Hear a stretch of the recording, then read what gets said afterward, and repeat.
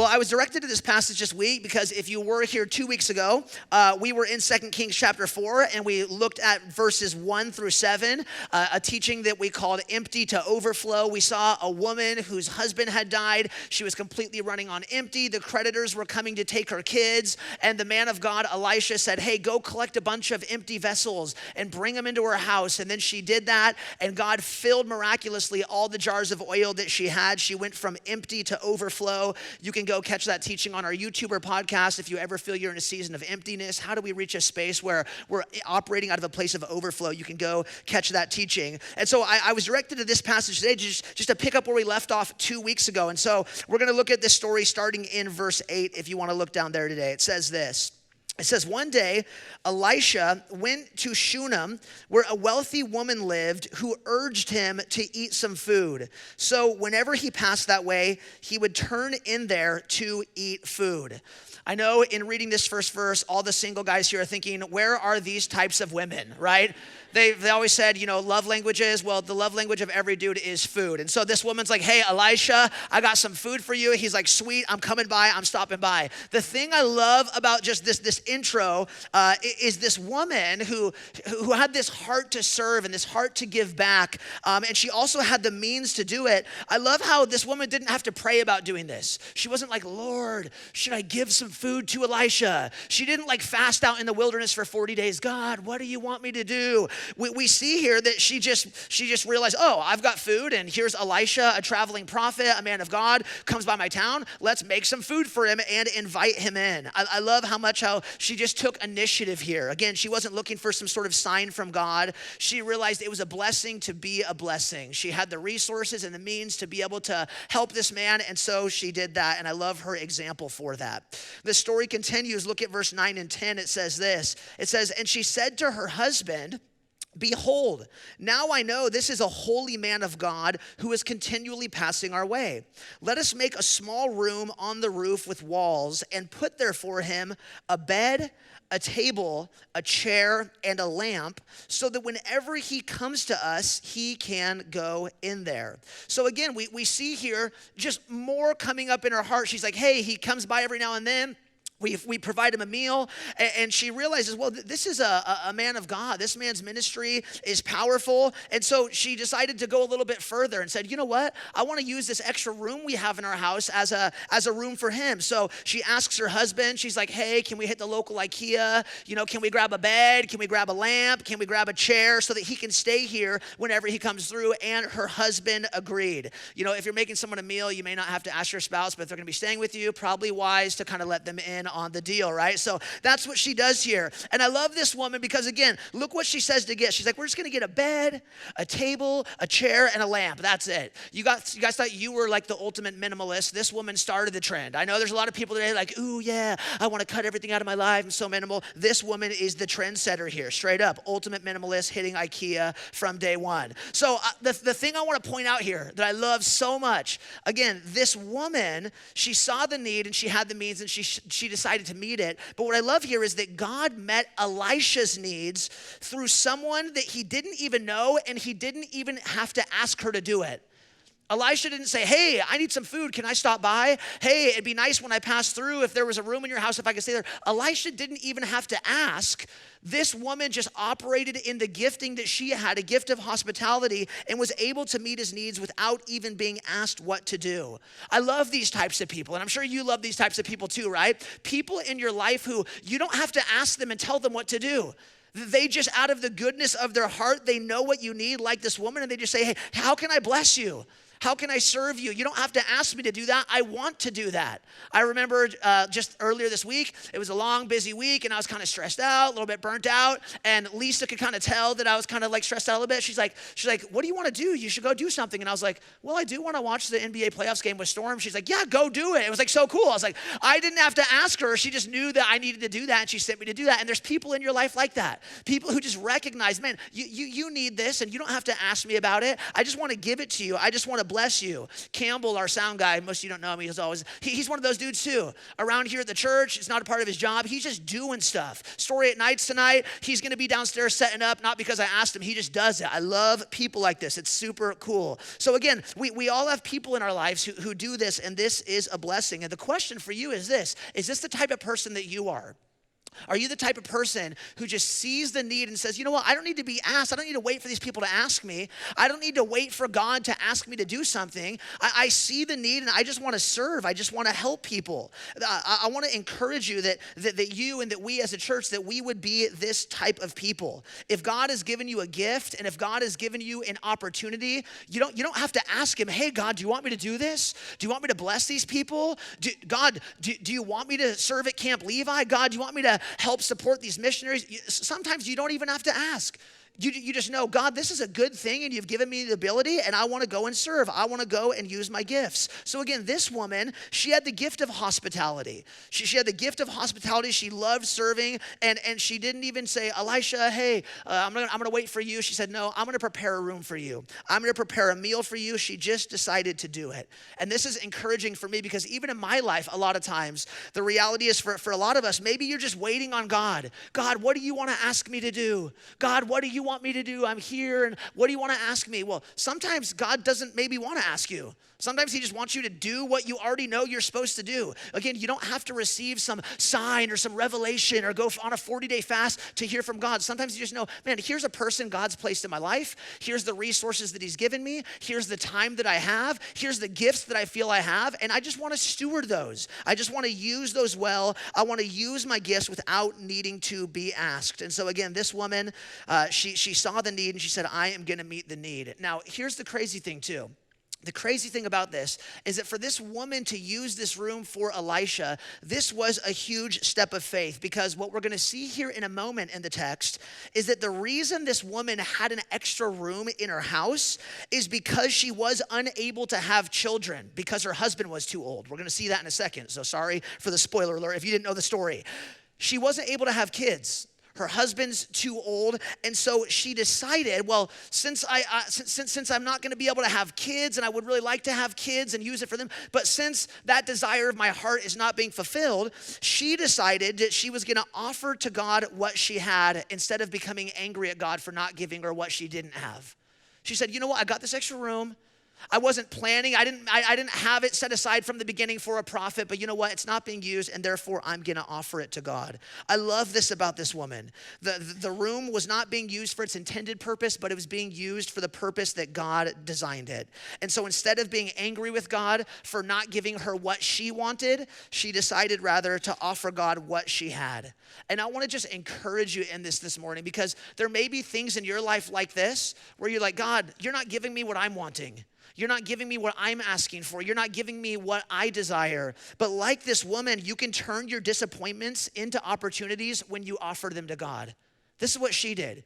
She took her frustration, she took her disappointment, she took her bitterness, and she said, you know what, God, I'm just going to give it to you. Use this room for whatever you want. This isn't what I wanted to do with it, but I want you to use it for whatever you want. And this is really important. As followers of Jesus, especially in our culture in the West, we're not really good with like processing emotions and how we actually feel. We're taught to kind of just bury them and hide them and just pretend like everything's good. And this is what most of us are prone to do when we're disappointed and frustrated with God. When things aren't going the way that you want, most of us, we bury our disappointments, we bury our frustrations, but over time, as you do that, you'll realize it begins to translate into more and more bitterness. You become more bitter at God. You become more frustrated. You become more angry. But this woman said, you know what? I'm not going to bury my disappointment. I'm not going to bury my frustration. God, use this room for whatever you want. And God brought Elisha, the man of God. She says, you know what? This is it. This is the opportunity that God has given me. And so my question for you is simply this. Are you burying the disappointments, the areas of your life where you might be upset or frustrated or even angry at God? Are you burying those? Are you suppressing those? Or have you turned them into space that God can use by offering them to him? Like this woman saying, God, here's the room. I want to offer it to you. Here's the room. I want to use it in service for the expansion of your kingdom. And I want to encourage you to do that this morning. If you're here and there's things in your life that aren't going the way that you planned, if there's things in your life you're disappointed and you're frustrated about, turn them into an opportunity by offering them to God. Amen? Now, here's the amazing thing. After she did this, and she didn't do this for what was about to happen. She didn't know what was about to happen. But what we're going to see here is after she offered to God what she did have, check this out. God was about to give her what she didn't have. Check it out for yourself, verse 11 through 17. It says, one day he came there, and he turned into the chamber, and he rested there. And he said to Gehazi, his servant, call the Shunammite. And when he called her, she stood before him. And he said to him, say now to her, see, you have taken all this trouble for us. What is to be done for you? Would you like to have a word spoken on your behalf to the king or to the commander of the army? And she answered, I dwell among my own people. And he said, what then can be done for you? What then can be done for her? And Gehazi answered, well, she has no son and her husband is old. Verse 15, he said, call her. And when he had called her, she stood in the doorway. And he said, at this season, about this time next year, you shall embrace a son. And she said, no, my Lord, O man of God. Do not lie to your servant. But the woman conceived, and she bore a son about that time the following spring, as Elisha had said to her. So again, Elisha is being so blessed by this woman's radical hospitality. Food and a place to stay and a room and everything she needed. And so Elisha says, hey, man, with this woman giving so much to me out of the abundance of her heart, I want to give back. I want to give back and bless her. And so Elisha sends Gehazi. He's like, hey, ask her if there's anything that she needs. Do you want me to talk to the king on your behalf? What can I do to bless you? He was so blessed by her generosity and hospitality that he wanted a way to give back. And this is what happens with generosity. And this is what happens with hospitality. When people serve you and when people bless you, it makes you want to do the same thing. Have you found that? It multiplies. You might think, I'm the only one doing this. When you give your life to serve others, others say, whoa, I want to serve. I want to give back. And that's what Elisha was doing. And so Elisha asks her, hey, what can be done for you? You've done so much for me. What can we do for you? And notice her response is she said, I dwell among my own people. That's verse 13. He's like, what can we do for you? She's like, I'm good. I dwell among my own people is her way of saying, no, I'm good. I got everything that I need. I got my people here. There's nothing that I really need. But the reality is this. The reality was deep down in her spirit, what she did want was a child. But she was too afraid to tell Elisha because she had given up on asking God for that long ago. This was a hope and a desire she had. And when Elisha says, what can I do for you? She doesn't even bring this up to him. She doesn't even bring up to him the deepest desire of her heart that the room was intended for a child because she had given up hope that that could ever happen. And Elisha's servant somehow knows this. And so Elisha's servant Gehazi says to Elisha, hey, she wants a kid, but her husband's too old. She can't have kids anymore, but this is what she desires. And so Elisha calls her back and he says to her, he says, at this time next year, mark my words, at this time next year, God will give you a son. He said, God is going to give you the very thing that you gave up on asking him for. And her response to that, which is very interesting, right? Her response to that, look at verse 16 again. She says, no, my Lord, O man of God. So Elisha says, God's going to bless you. You're too scared to even ask me for the thing that you truly want. And the moment that he tells her, God is going to give you that thing, God is going to give you a son, she replies, no, Lord. Now, by the way, that no, when she says no, Lord, she's not saying no because she doesn't want one. Her response is no because she couldn't actually believe that this was possible. The no wasn't, I don't want it. The no was, I don't believe that this is actually possible. I don't believe that God can actually do this. And so when God's prophet promised her something good, notice she didn't respond with praise, but rejected the promise because of fear that it wouldn't actually happen. Elisha says, God's got something so good for you, you've stopped asking him for it. He's going to give you a child. And out of fear, she rejects the promise because this woman's hope for a child had been dashed. This woman's hope for a child had been crushed too many times that it hurt for her to hope any longer. And so rather than actually telling Elisha what her true desire was, she said, it's easier to pretend like everything's okay. It's easier to pretend like I don't need anything. So he says, what can I do for you? She's like, nope, I'm good. Because it was easier to put on the face and pretend like everything was good when deep down inside, she was actually broken and she was actually hurting. But it hurt for her to hope, so she rejected it. Have you ever been there before? Have you ever been in a season like this woman? Have you ever felt this way where it hurts to hope because of the fear that you might be disappointed again? Your hope has let you down time and time again, and the pain just keeps coming time and time again. You're hoping, you're praying, you're asking, and it seems like God continues to not come through. And at some point, you just like this woman say, you know what? I'm good. I don't need it anymore. I'm good. I'm going to put on the face. People, how you doing? I'm good. But deep down, like this woman, you're actually broken and you're actually hurting. My question for you is this: what is it in your life that you've stopped asking God for? What is it in your life that you were hoping for, but you've buried that hope because it hurts to continue to place hope in it, because of fear that you might be disappointed again, because of fear that you might be hurt again? Is there some prayer, some hope, some dream, something that you've given up on? Maybe it was something God spoke over your life at one season. Maybe it was a promise you see from his word. Maybe it was something someone spoke over you and you're like, man, I've been praying for that. I've been asking for that. Years go by and nothing. And at some point you just bury your hope. At some time you just give up on that desire. Some of you guys are here and you've done this. You've buried your hope a long time ago. You've buried those prayers and those things and those desires God's given you. You buried them long ago and you've given up on them. You stopped praying about them. You stopped asking God for them. You stopped talking to God about them because you maybe believed that he wasn't actually listening, or maybe you didn't believe that God would actually give you the desire of your heart. But what's so amazing is that while this woman gave up on her hope, while this woman suppressed and buried the deepest desire of her heart and had given up on this desire, God had not given up. She'd given up. She'd buried it. She said, I'm not going to talk about it. I'm not going to bring this request to the man of God. I'm not going to offer it to God. But while she had given up, God had not given up. And here's what's so amazing. Just as God used this woman to give Elisha a bed that he never even asked for, God was now about to use Elisha to give this woman the child that she was too scared to ask for. Isn't that good? Elisha didn't even have to ask for the bed, and she's like, here you go. God knew what Elisha needed, and he provided. This woman buried her hope of having kids. She wouldn't even ask for it, but God said, I'm going to do it. I'm going to do it anyways. You've given up on that hope. You've given up on that dream, but I have not given up on it. I love what Paul the Apostle wrote in Ephesians 3, verse 20. He said, now to him who is able to do far more abundantly than all we can ask or think, according to the power at work within us. This is the God that we serve. A God who Paul says is able to do far more abundantly than all that we could even ask. You know why Paul says that? Because sometimes you've given up on asking.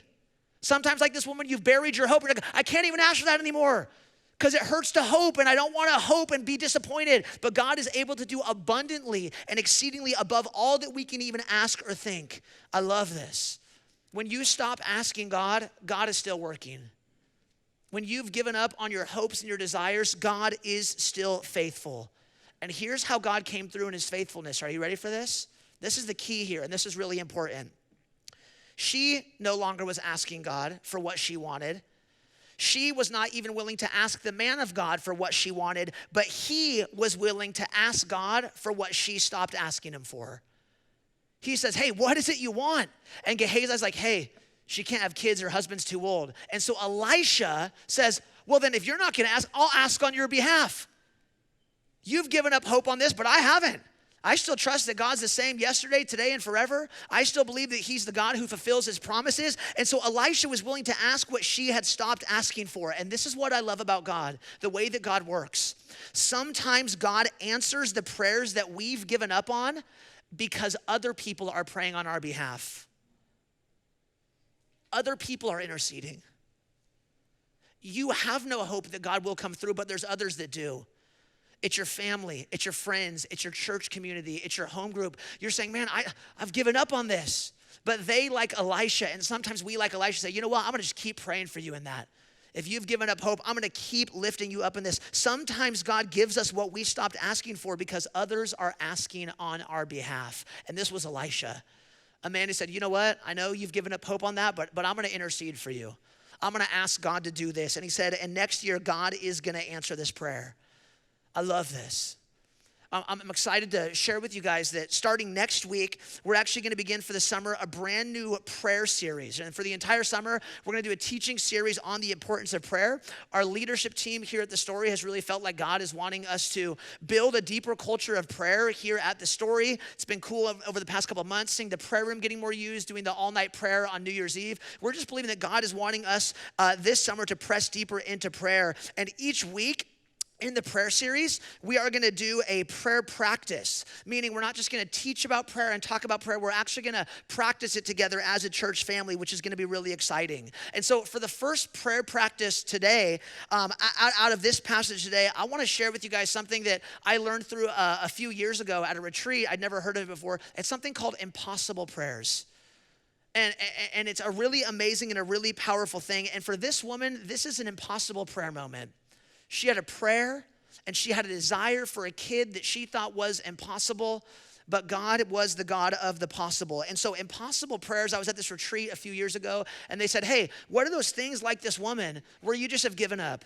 What are those things that you think are impossible? And the impossible prayer exercises, just write down that thing in your journal, in your phone, in your notebook, whatever. Write down that thing or maybe those things that you literally think it's impossible for God to do.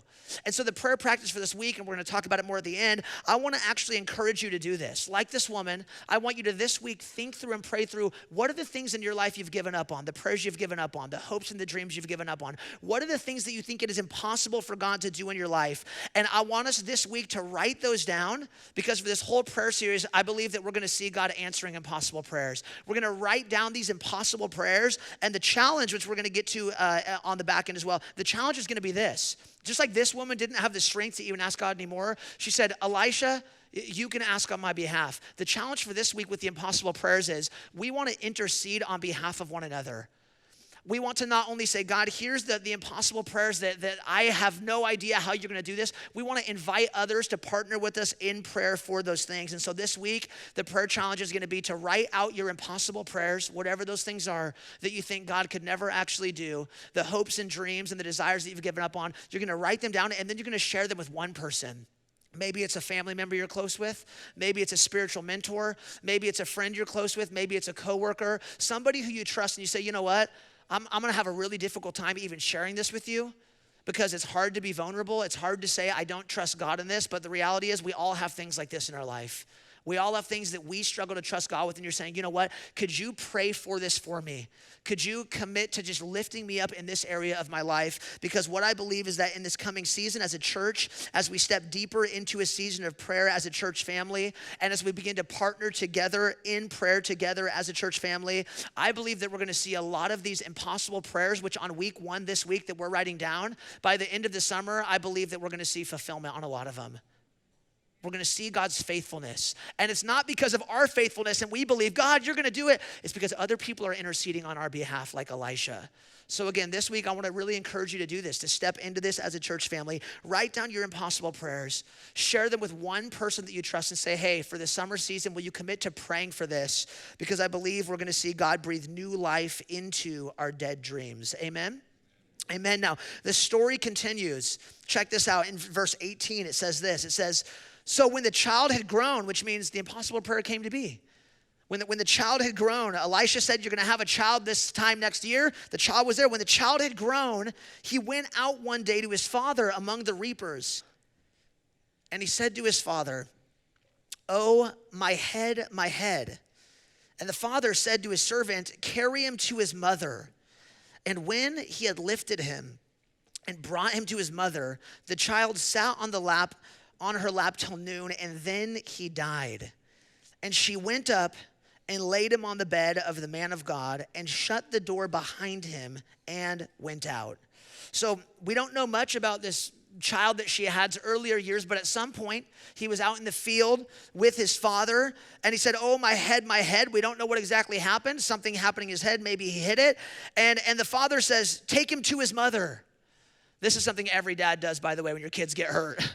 That's what I do. And it's instinctive in the kids. When my kids get hurt, like I'm doing crazy, they get hurt, I'm like, oh, come here, buddy. And they're like, no, where's mom, right? You guys know how that works. Shout out to the moms. The kids know what's up. It's passive, but it's just reality. It's like, hey, send him to the mom. They're hurt, send him to his mother. So that's what the dad does. He's like, send him to the mother. And so the child goes into his mother. And again, God had answered this woman's impossible prayer because Elisha had interceded on her behalf. But later in his life, when the son got a little bit older, we don't know exactly what happened.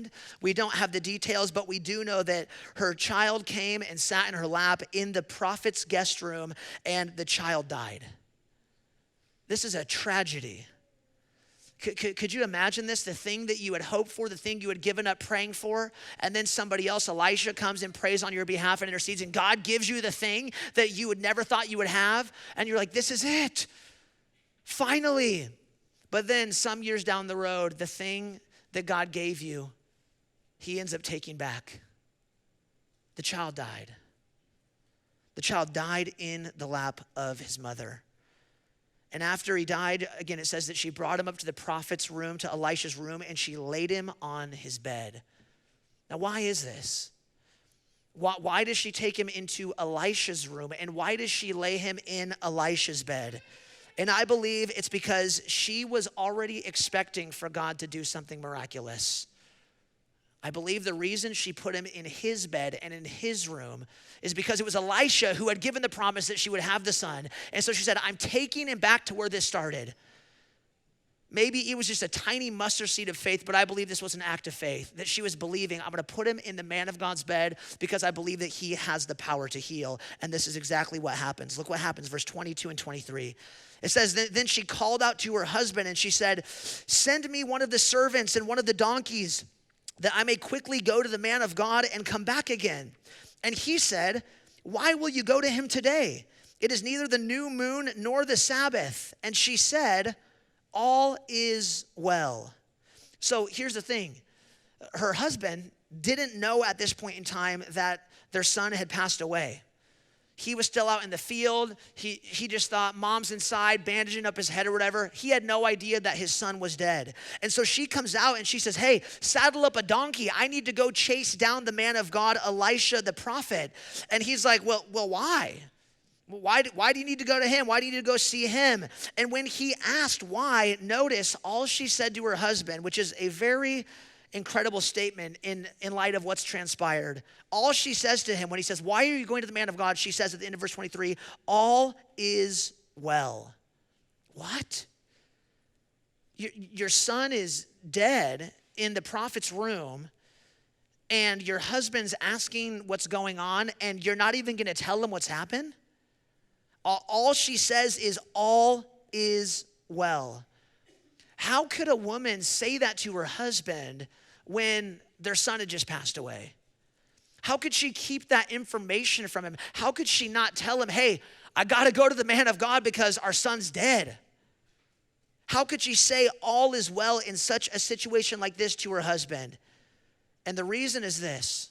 The reason she said all is well, and the reason at this point she didn't tell him that their son had passed away, is because she knew that her husband did not have the power to heal him. She knew that only the man of God could do this. She said, hey, you can get me a donkey. I got to go to the man of God. Here's what you can do. Get me a donkey, saddle me up a donkey. I'm going after the man of God. She knew he could give a donkey, but she knew he cannot heal. I have to go to the man of God. This is why she didn't tell her husband what was going on. She knew this is only something the man of God can deal with. And this is an important principle. This is so important for our lives. There are certain things in your life, certain things in my life, certain things that we deal with that only the man of God. Elisha is a picture, of course, of Christ. There are things in your life that only the man of God has the power to do. And the reality is this, so often in our lives, so many times we're let down and we're angry and we're depressed because we're expecting from people what only God can give us. She didn't tell her husband because she knew he can't help me with that. I got to go to the man of God. And so often we do the opposite of this woman. We're like, I'm going to tell everybody everything wrong in my life, but we don't go to the man of God.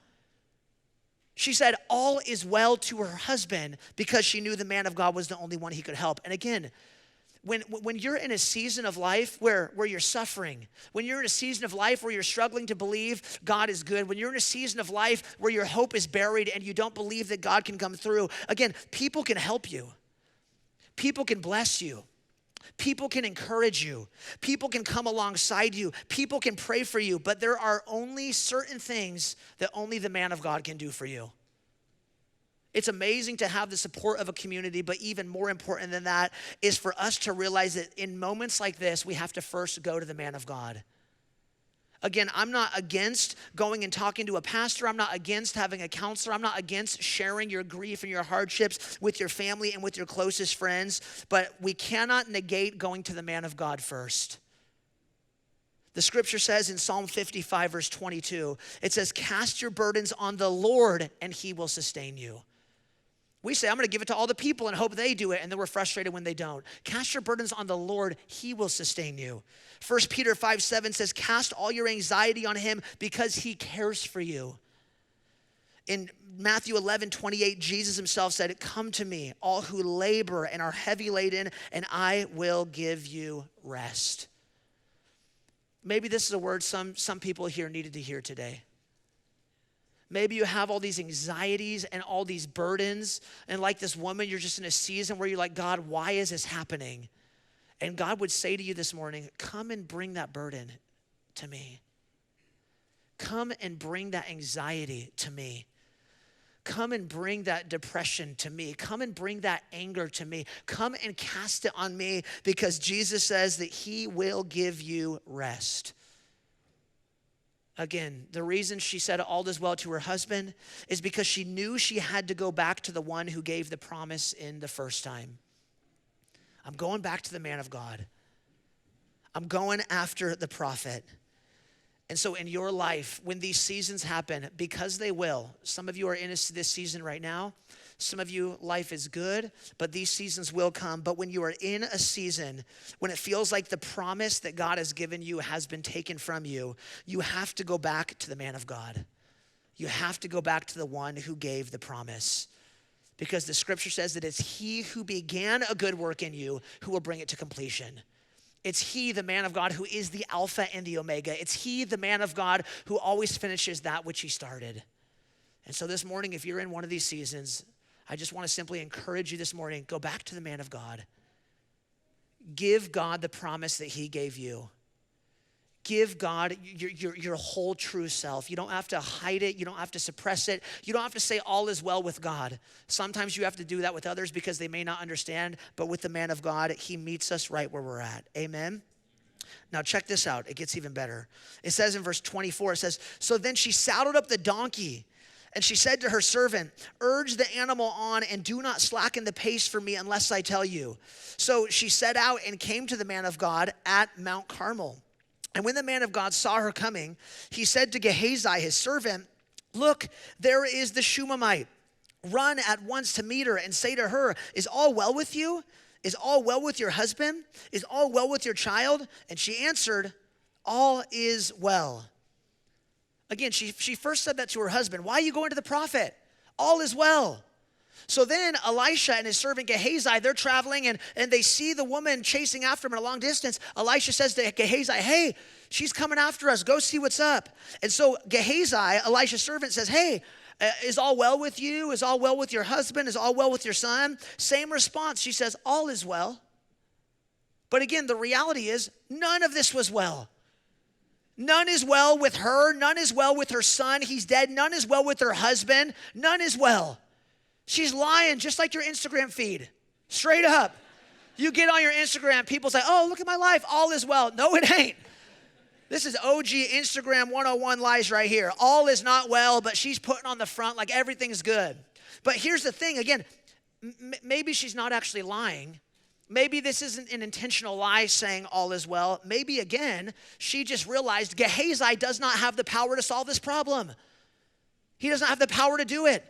So there's no point in me telling all of this to Gehazi. He can't do anything about it. This might actually have been just some wisdom and discernment, knowing that I don't have to share everything with everybody who asks me how I'm doing. And so she says, no, you know what? All is well.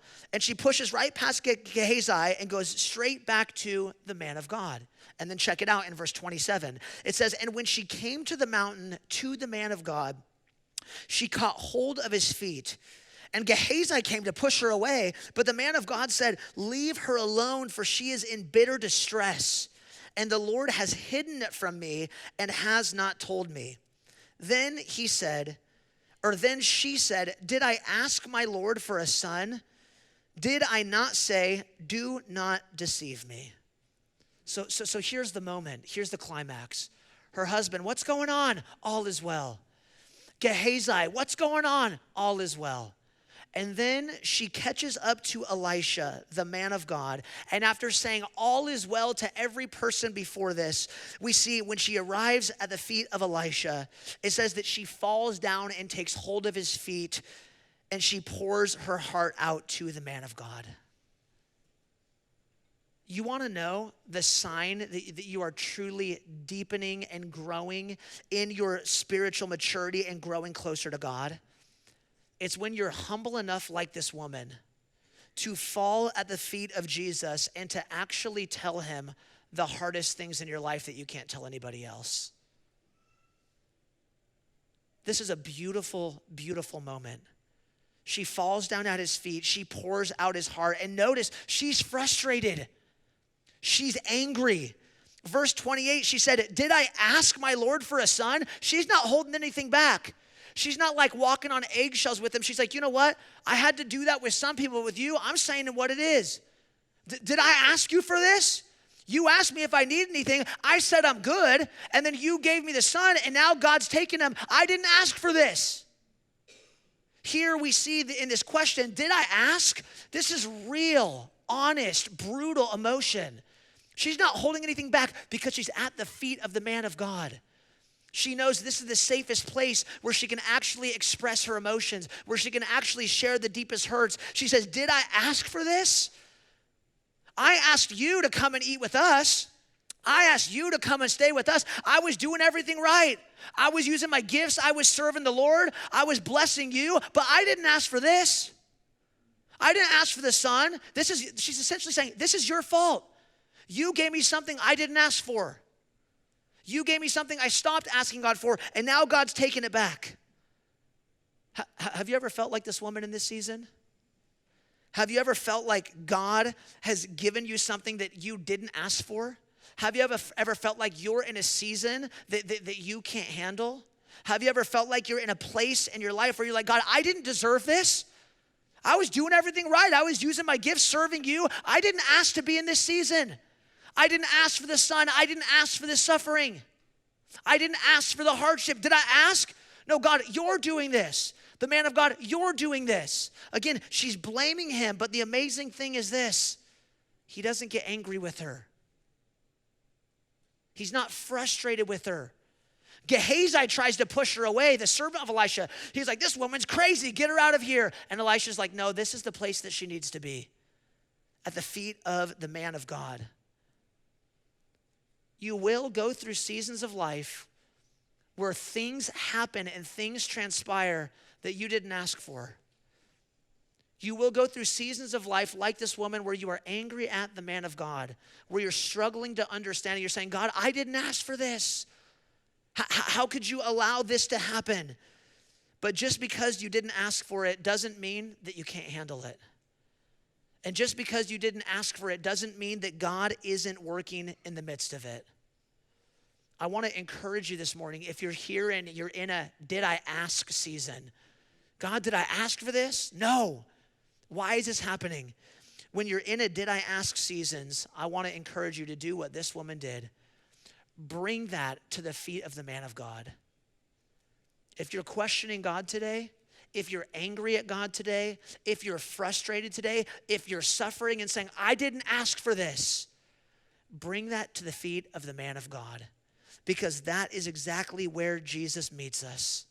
That is exactly where his presence becomes so tangible and so manifest, and that we realize, God, you're doing something deeper in my suffering. You're doing something deeper through my questioning that I can't even understand, and so I'm just going to bring it to your feet, and I'm going to entrust it to you.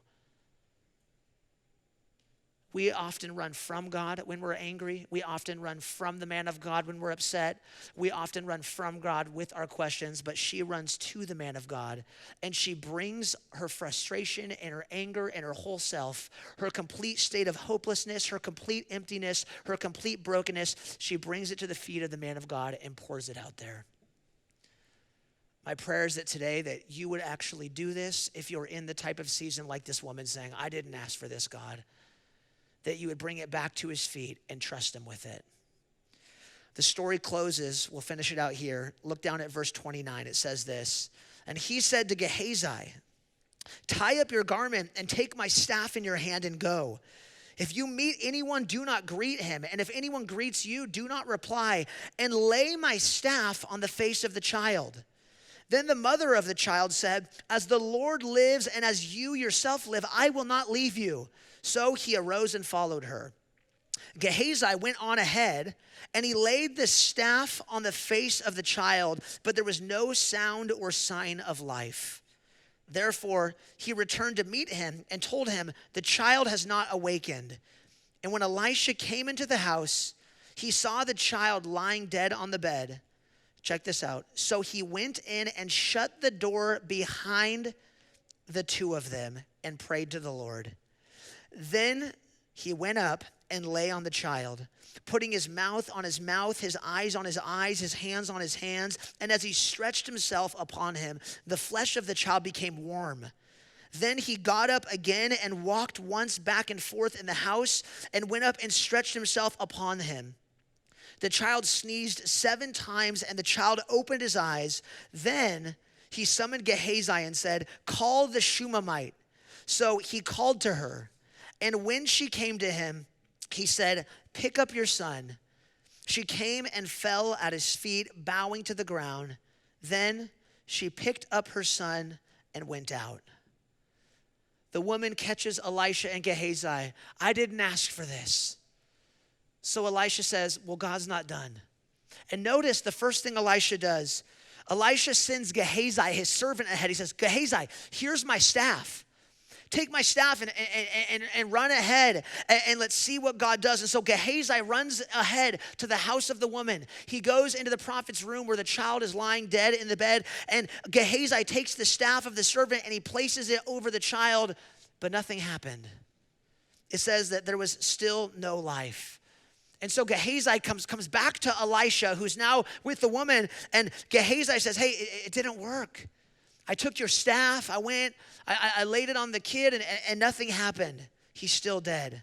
And so then notice what happens. Elisha, he went in alone with the boy. And it says that he shut the door behind him. The mom is now standing outside the door. It says it was just the two of them, just Elisha and the boy. The mother is now standing on the other side of a closed door, having to trust that the man of God is going to do what only he has the power to do. I think there's a reason Elisha didn't bring her into the room. The reality is a lot of times when there's moments in our life that we can't understand what God's doing, we want to be in the room. We want to be the one fixing the problem. We want to be the one telling God, hey, do this, do it this way. But Elisha goes in by himself with the child, and the woman is on the other side of a closed door, having to, again, completely trust that God was going to do what he was going to do through the man of God. This is really important. Again, a lot of us in our prayers, there's nothing wrong with praying into this. We say, God, open doors for me. Give me open doors. I pray that all the time. I hope you do pray. It's a good prayer. But oftentimes, we're praying for open doors, and God wants to close some doors because there's something behind the closed door that only he can do. We say, God, why is this door closed? She's behind the door. What's going on in there? Why can't I be in? Because God was doing something that only he could do. We need to realize that a closed door is just as much of an answered prayer in God's economy as an open door. We need to start saying, God, open the doors that you want open and close the doors that you want closed. If God closes the door, we can celebrate and we can praise him just as much behind the closed door as we can behind the open door. So again, she's on the other side of the closed door. And as Elisha is there in the room with the child alone, it says that he made full contact with the child. It says he laid on him eye to eye, face to face, hand to hand, heart to heart. He literally stretched out his entire body over this child as he was laying in the bed. And we see that the moment that he did that, it says that the child's flesh became warm and he came back to life in that very moment. What's going on here? What's with this? Laying down on the child, face to face, hand to hand, heart to heart. What's going on here? What we see here is so important. There is no shortcuts in ministering to people who are suffering. There's no shortcuts. Elisha thought, hey, I'll just send my servant, Gehazi, with my staff. I'll send my servant and my staff to do that. Gehazi can do this for me. My staff can do this for me. And it was completely powerless. It was completely useless. But when Elisha himself went, when Elisha was physically, tangibly present, we see that God used the presence of Elisha to bring the healing that only the presence of the man of God could bring. And this is so important for us because, again, I'm even prone to do this. And I think a lot of us are. When people are suffering, we are so quick to send things to people rather than just going and giving the gift of being present. When people are suffering and going through a hard time, and again, there's nothing wrong with this necessarily. We're like, well, I can go spend some money and I can write him a card and I can send him some flowers and I can take him some meals, and all of that is great. There's nothing wrong with that, and I'm sure our intentions are great. But again, we can never expect the gift to do what a presence can do.